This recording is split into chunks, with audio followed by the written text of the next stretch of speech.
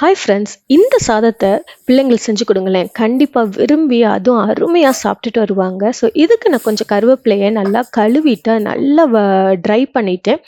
அதை dry roast பண்ணி ஒரு பாத்திரத்தில் மாற்றிட்டு அதே பாத்திரத்தில் உளுந்து, எள்ளு, அப்புறம் கடலைப்பருப்பு இதெல்லாம் போட்டு கொஞ்சம் வறுத்த உடனே அதில் கடலையும் சேர்த்து நல்லா வறுத்துக்கோங்க.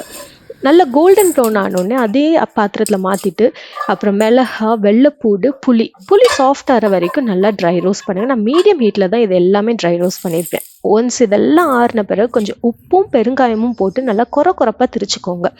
இப்போ சாதத்துக்கு கொஞ்சம் எண்ணெய் ஊற்றி கடுகு, உளுந்து, கேஷ்யூ இதெல்லாம் போட்டு நல்லா கோல்டன் ப்ரௌன் ஆன உடனே கொஞ்சம் இந்த கருவேப்பிலை பொடியும் போட்டு கொஞ்சம் டாஸ் பண்ணிவிட்டு ரைஸை மீடியம் ஹீட்டில் லோ ஹீட்டில் மாற்றி நல்லா டாஸ் பண்ணி விடுங்க. தேவைப்பட்டால் இன்னும் கருவேப்பிலை பொடி போட்டுட்டு கொஞ்சம் கடைசி இறக்க மோஷில் நெய்யை ஊற்றி பிரட்டினீங்கன்னா பிள்ளைங்க அவ்வளோ மணமாக இருக்கும்.